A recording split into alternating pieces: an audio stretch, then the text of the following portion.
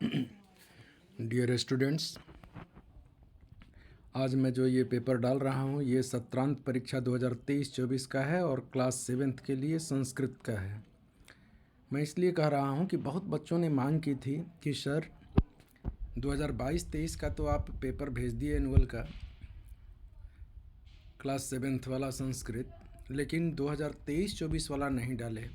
Please sir डाल दीजिए। तो लो बच्चों, मैं आपकी बातों को मान रहा हूँ, आप भी मेरी बातों को मानिएगा कि लाइक ज़रूर करना। मैं इस पेपर को डाल रहा हूँ, साथ साथ में इसका आंसर भी डाल रहा हूँ, ताकि आपके पास समय बहुत कम है, आप अच्छे ढंग से इसको समझ पाएंगे और कर पाएंगे।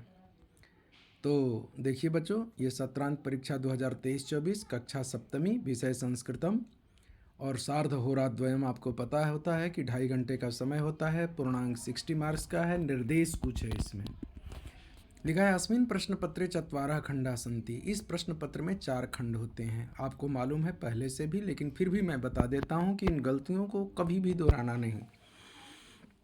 खंडा का अपठित अवबोधनम, ये 10 मार्क्स का है। अपठित अवबोधनम का मतलब हुआ कि आपका पढ़ा हुआ नहीं रहेगा। ये अनसीन पैसेज होता है इंग्लिश की तरह और हिंदी की तरह। ऐसे ही संस्कृत में सबसे पहले आता था, अब हर एक सब्जेक्ट में आने लगा। आपको मैथ में भी, एसएसटी में भी, सब चीज़ में आ गया अब।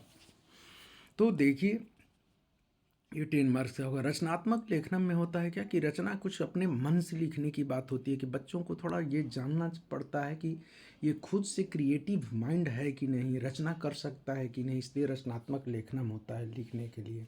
अनुप्रयुक्त व्याकरण मतलब कि जो प्रयुक्त नहीं हुआ है उसको भी आप प्रयुक्त में कैसे प्रयोग में लाएंगे, इसके लिए व्याकरण दिया जाता है। ये व्याकरण ही मेन आधार है, क्योंकि व्याकरणम मुखम स्मृतम, क्योंकि यह साहित्य का मुख होता है। जैसे हम बात बोलते हैं तभी किसी को समझ में आता है, ऐसे ही व्याकरण से पता चलता है कि ये वाक्य शुद्ध है या गलत है। अब कोई कहता है कि राम खाती है, तो वाक्य सही लगता है? नहीं। क्यों? क्योंकि आप समझते हैं कि राम पुल्लिंग है तो खाती है कैसे होगा क्रिया, क्योंकि कर्ता के अनुसार क्रिया होती है। और सीता को कहूँ कि सीता जाता है, ये वाक्य सही है? नहीं। क्यों? क्योंकि व्याकरण की दृष्टि से गलत है, कर्ता के अनुसार क्रिया नहीं है, सीता जाती है, सही है। ऐसे ही व्याकरण का प्रयोग करना पड़ता है। अब देखिए, पठित अवबोधनम, पठित अवबोधनम का मतलब पढ़ा हुआ, आपके बुक की चीज़ें सारी 25 मार्क्स का होगा। सर्वे प्रश्न अनिवार्य, सारे प्रश्न अनिवार्य हैं। अब अपठित अवबोधनम है, इसमें क्या है, समय देखिए बहुत कम है, लेकिन मैं भी फिर भी पेपर आपके लिए मैं डाल रहा हूँ। ध्यान जरूर रखना, लाइक करना, हो सके तो सब्सक्राइब कर देना, अपने दोस्तों से भी करवा देना। नहीं भी कराओगे तो कोई बात नहीं, क्योंकि मेरा जो काम है मैं तो कर रहा हूँ, आपका जो काम है आपके ऊपर छोड़ दिया हूँ। अस्माकं देशे अनेके उत्सवाः आयोजिताः भवन्ति। हमारे देश में बहुत सारे उत्सव होते हैं। ये देखिए होलिका पर ही दिए हैं, क्योंकि होलिका बिल्कुल पास है, 14 तारीख के करीब में, 14 मार्च को। तो देखिए, होलिकोत्सव तेषु प्रमुख अस्ति, उसमें से होलिकोत्सव जो है बहुत प्रमुख है। भारतीय संस्कृति में होलिकोत्सवस्य विशिष्टं महत्वं वर्तते। होलिकोत्सव का विशेष महत्व होता है। होलिकायाः दहनेन, होलिका के दहन से अयम उत्सव संबद्ध अस्ति, यह उत्सव संबद्ध रखता है। अयम उत्सव फाल्गुन मासस्य, यह जो उत्सव होता है फाल्गुन महीने के पूर्णिमायां तिथौ मन्यते, पूर्णिमा तिथि को मनाया जाता है। अग्रिमे दिवसे रंगोत्सव अपि मन्यते, अगले दिन रंगोत्सव मतलब ये क्या कहते हैं उसको, रंगोली। रंगोली क्या मतलब, होली के बाद दूसरे दिन आपको मालूम है रंग गुलाल आदि से जो आप लोग खेलते हैं उसको रंगोत्सव बोलते हैं संस्कृत में। तो रंगोत्सव अपि मन्यते, रंगोत्सव भी मनाया जाता है। बालकाः प्रसन्नाः भवन्ति, बालक जितने भी होते हैं खुश हो जाते हैं। सर्वे मिष्ठानानि खादन्ति, उस दिन सब इन मिठाइयाँ खाते हैं। जनाः परस्परम प्रेमणा मिलन्ति, करा कि लोग परस्पर एक दूसरे से, प्रेमणा मतलब प्रेम से मिलते हैं। एतेन तेषाः प्रीति वर्धते, इससे क्या होता है, लोगों में प्रेम बढ़ता है। अब देखिए, एक पद में उत्तर देना है। कह रहा है होलिकायाः दहनेन कः उत्सवः सम्बद्धः अस्ति। अब एक पद में उत्तर देना है। कह रहा कि होलिका के दहन से कौन सा उत्सव संबद्ध है, तो होलिकोत्सव है। और क्या है, अयम, अयम होगा आंसर, लेकिन अयम किसके लिए आया है? होलिकोत्सव के लिए, तो होलिकोत्सव डायरेक्ट लिख दो, या अयम लिखते हो तो होलिकोत्सव ब्रैकेट में लिख दो। दोनों लिखने में कोई भी एक लिखो मिलेगा, लेकिन सबसे ज़्यादा उत्तर सही होगा होलिकोत्सव। अग्रिमे दिवसे कह मन्यते, अगले दिन कौन क्या मनाया जाता है? तो रंगोत्सव। अभी ऊपर मिला था कि होलिका के बाद कौन सा उत्सव मनाया जाता है? तो रंगोत्सव। पूर्ण वाक्य में उत्तर देना है। भारतीय संस्कृतौ कस्य विशिष्ट महत्व वर्तते, करता है भारतीय संस्कृति में किसका विशिष्ट महत्व है? तो भारतीय संस्कृतौ होलिकोत्सवस्य विशिष्ट महत्व वर्तते, होलिकोत्सव का विशिष्ट महत्व होता है। होलिकोत्सव कदा मन्यते, होलिकोत्सव कब मनाया जाता है? तो आपको मालूम है कि फाल्गुन माह के पूर्णिमा तिथि को होलिकोत्सव फाल्गुन मासस्य पूर्णिमायां तिथौ मन्यते। ये सारे उसी पैसेज में से देखना है और आपको उत्तर लिखना है। ऐसे ही देखिए, यथा निर्देशम उत्तरत, जैसा निर्देश है उसके अनुसार उत्तर देना है। कह कि सर्वे मिष्ठानानि खादन्ति, अत्र क्रियापदम किम। अब देखिए, इसमें कह रहा है कि सभी मिष्ठान को खाते हैं, ठीक है। यहाँ पर क्रियापद क्या है? मैं बार बार मैं बताया हूँ, पहले भी बताया हूँ, आज भी मैं बता रहा हूँ, अभी भी मैं बता रहा हूँ कि क्रिया 19% या 95% लास्ट में होती है। यानी देखिए, डबल इन्वर्टेड कमा से घिरा हुआ है, तो लास्ट में खादंती है, यही क्रियापद है। अधिकांश आपको लास्ट में मिलेगा, तो खादंती लिख देंगे, आपको 1 नंबर पक्का हो जाएगा। अगर 2-2 नंबर का है तो 2 नंबर मिलेगा। कि फिर कह रहा है कि उत्सव अस्य पदस्य पर्याय पदम किम, उत्सव का पर्यायवाची क्या है, सिनोनिम्स क्या है? तो उत्सव को ततः तो बोलेंगे नहीं, क्योंकि ततः मतलब उसके बाद, सर्वे मतलब सब, तो पर्व, उत्सव को हम क्या कहते हैं? पर्व भी कहते हैं, इसलिए पर्व होगा।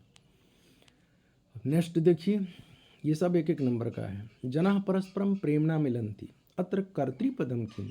अब इसमें कर्ता पद बताना है कि प्रेम से, लोग प्रेम से मिलते हैं एक दूसरे से।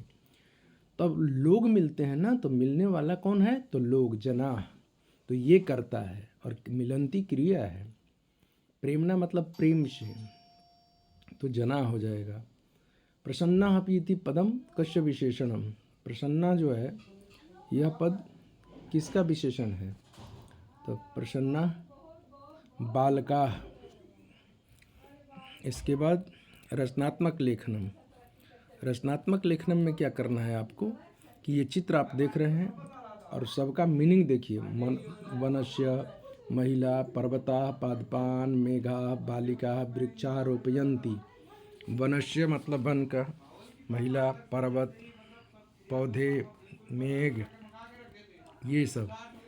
इदम चित्रम वनस्य अस्ति, यह चित्र वन का है, आप देख रहे हैं चित्र वन का ही है ये, तो वनस्य लिखना है। इसके बाद ऐसे ही भरना है, सिंपल सिंपल। चित्रे एका, अब एका स्त्रीलिंग है तो महिला हो जाएगा स्त्रीलिंग, पुल्लिंग नहीं होगा। अत्र छात्रा है तो रोपयंती, रोपते हैं, क्या रोपते हैं? तो पौधों को रोपते हैं, तो पादपान हो जाएगा।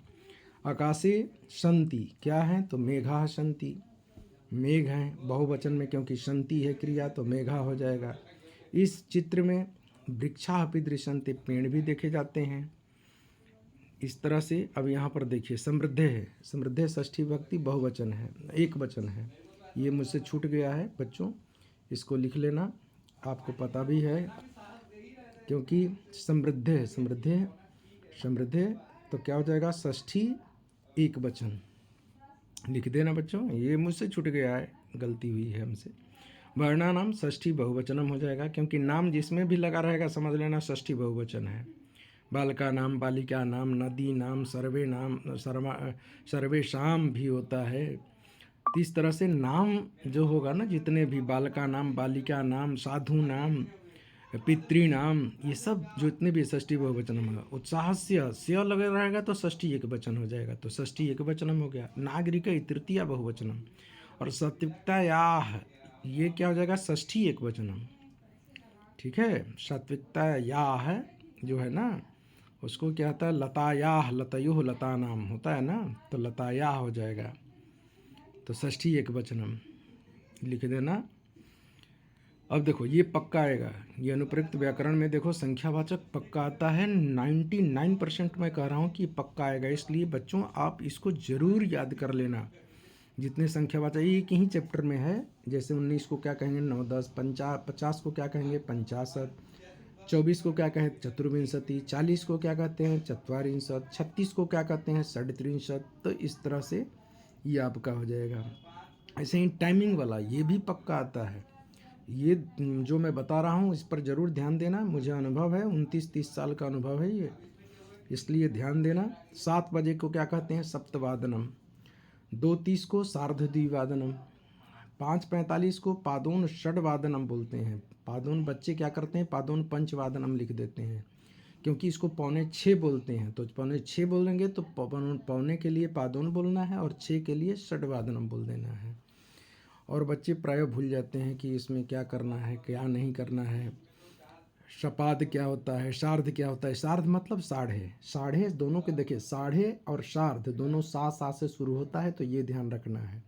और सवा जब होगा तो सपाद होता है, और सवा भी सौ से शुरू होता है। सपाद सवा दोनों का स है। शार्ध साढ़े, और पौने तो पादून पा पादून पौने दोनों प से है। तो पादून एकादश वादनम, 9 वादनम 9।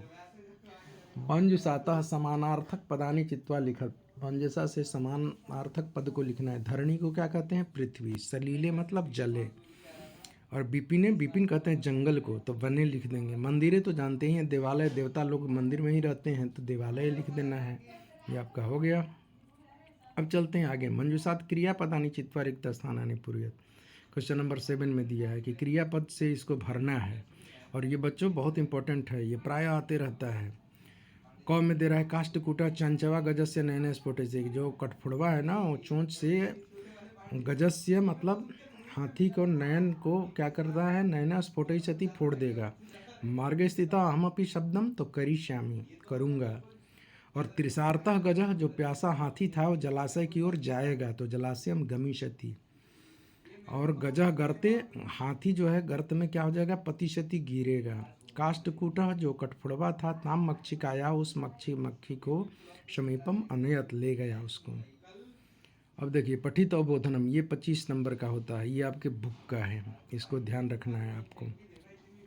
कह रहा है प्रश्न 8 में अधोलिखित गद्यांशम पठित्वा प्रश्नानाम उत्तराणि लिखत। गद्यांश को पढ़ करके प्रश्नों का उत्तर लिखना है। कह रहा कि इयम भाषा अतीव वैज्ञानिकी, ऐसे ही एक आपके बुक से देगा, हो सकता है कि ये भी आ जाए, इसलिए बच्चों इसको थोड़ा ध्यान से देखना। इयम भाषा अतीव वैज्ञानिकी केचन कथयन्ति, कुछ लोग कहते हैं यत् संस्कृतम एवं संगणकस्य कृते सर्वोत्तमा भाषा।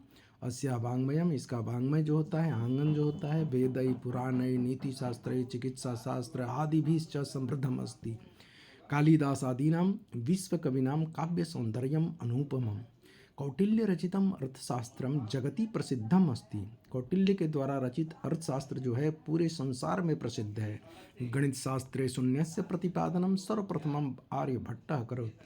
कह रहा है कि गणित शास्त्र में शून्य का जो प्रतिपादन, शून्य की खोज जब किया गया था तो उसका सबसे पहले किसने किया था, सर्वप्रथमम आर्यभट्टः करोत्, आर्यभट्ट ने किया। चिकित्सा शास्त्र में देखा जाए तो चरक सुश्रुतयो योगदानम विश्व प्रसिद्धम। चरक और सुश्रुत ये दो उस समय के वैद्य थे, सबसे प्रसिद्ध डॉक्टर थे, फेमस, वर्ल्ड फेमस। और ये दोनों चिकित्सा शास्त्र के चरक और सुश्रुत जो इनका विशेष योगदान विश्व प्रसिद्ध है। संस्कृति यानी अन्यानि शस्त्राणि विद्यन्ते।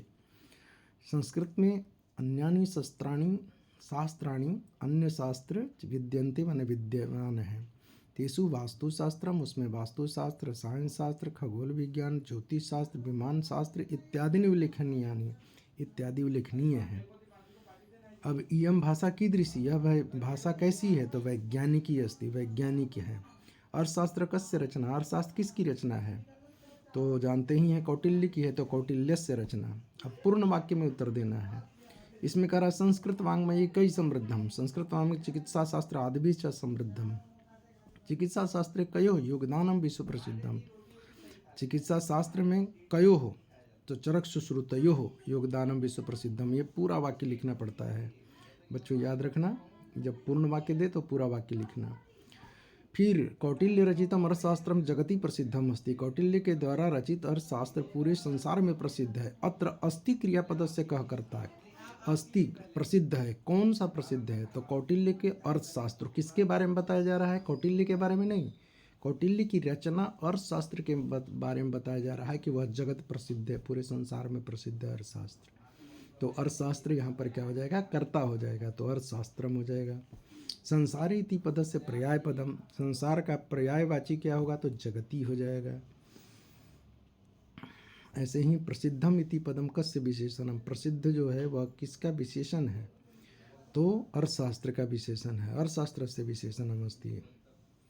इसके बाद है संगणकस्य कृते सर्वोत्तमा भाषा अत्र विशेष्य पदम किम। अब इस पूरे डबल इन्वर्टेड कमा में संगणक के लिए कौन सी सर्वोत्तम भाषा है? तो यहाँ पर विशेष्य पद क्या हो जाएगा? भाषा, और सर्वोत्तमा क्या हो जाएगा? विशेषण। तो इसमें विशेष से पूछा है तो इसमें हो जाएगा। इसके बाद है अधोलिखितम पद्यांशम पठित्वा प्रश्नानाम उत्तराणि लिखत, प्रश्नों का उत्तर देना है। विद्यानाम नरस्य रूपमधिकं प्रचन्न गुप्तं धनम, विद्या भोगकरी यशः सुखकरी, विद्या गुरुणां गुरुः, विद्या बंधुजनो विदेश गमने, विद्या परा देवता, विद्या राजसु पूज्यते नहीं, धनम विद्या विहीनः पशु। एक पद में उत्तर देना है। विद्या नरस्य अधिकम किम? रूपम, विद्या मनुष्य का क्या है? तो रूप यही है, जिसके पास विद्या वही रूपवान है। विद्या नहीं है तो रूप रहते हुए भी कोई पूछेगा नहीं उसको। इसलिए विद्या मनुष्य का क्या होता है? रूप होता है, सुंदरता है।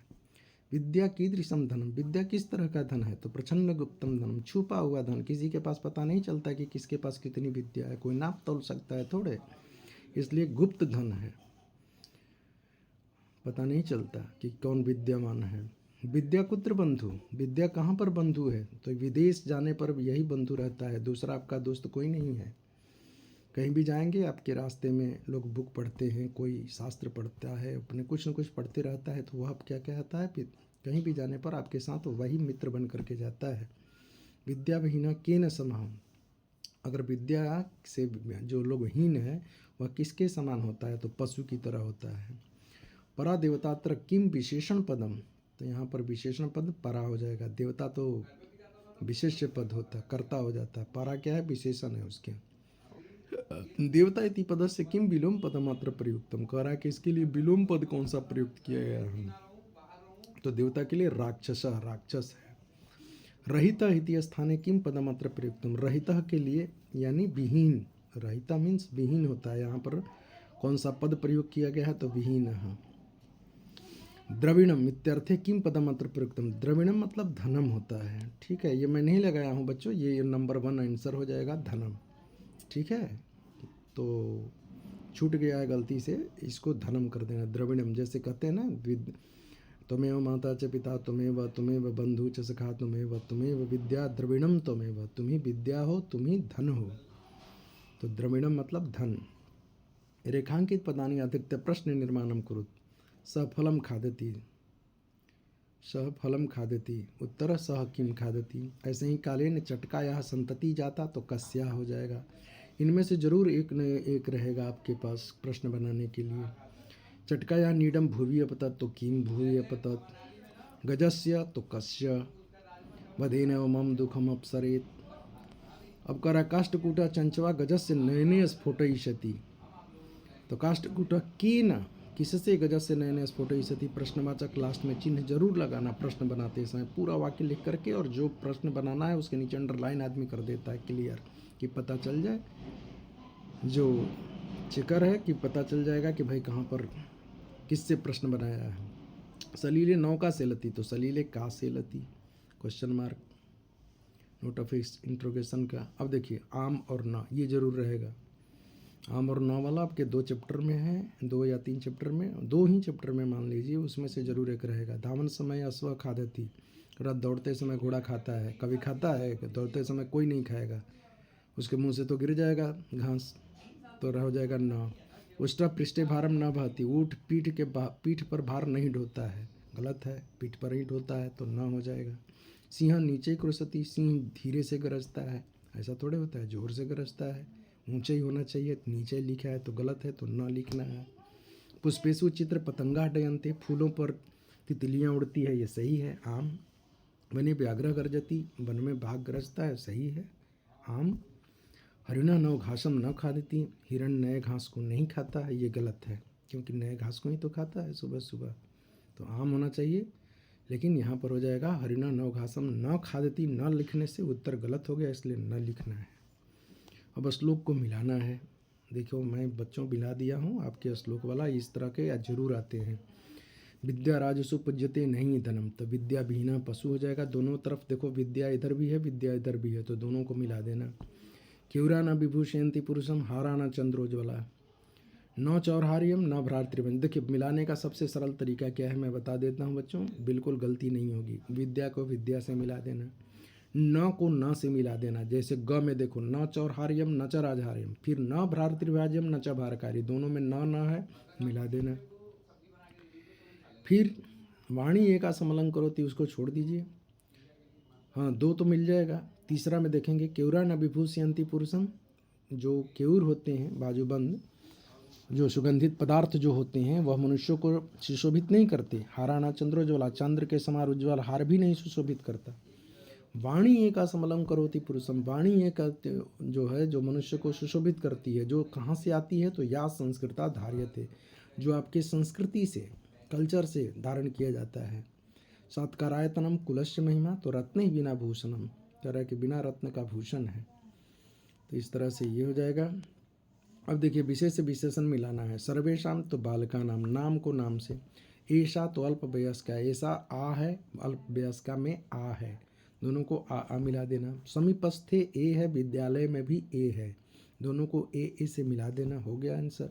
मौलिक अधिकार, विसर्ग विसर्ग से मिला देना, बिल्कुल ईजी है। मौलिक विसर्ग को विसर्ग से मिला दो, ए को ए से मिला दो, आ को आ से मिला दो, बच गया क्या, सर्वेशम बालका नाम।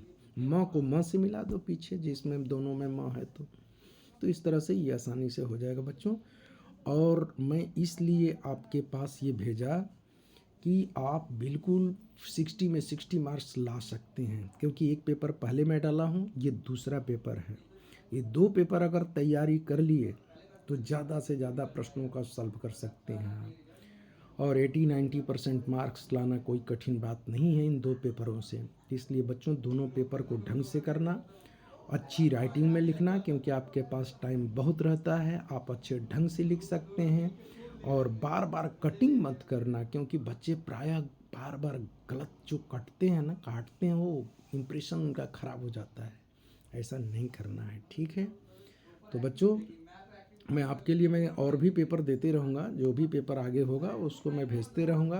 कोशिश ये हो कि ज़रूर इसको लाइक करें और हो सके तो सब्सक्राइब करें। अगर नहीं भी करेंगे तो कोई बात नहीं, हम आपके लिए हैं, आपके ऊपर मैं छोड़ देता हूँ। आपको जो लगे, जैसा लगे आप कीजिएगा। आप बिल्कुल, मेरे तरफ से आपके लिए फुल आशीर्वाद है कि आप अच्छा करेंगे, मुझे पूरी उम्मीद है। धन्यवाद।